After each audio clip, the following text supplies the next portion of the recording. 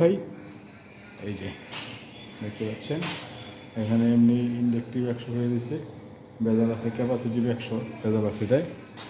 আর এই যে দুইটা জেনারেটরের জন্য এই দুইটা চেঞ্জ ওভার, এই পাশেরটা এইটা আর এই পাশেরটা এইটা, ওই দুটোটা জেনারেটর 500 কিউবিক।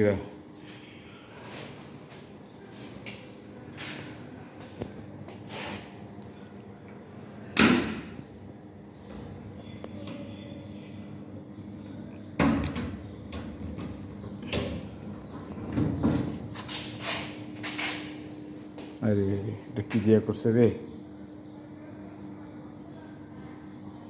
এমসি দিয়া করছে।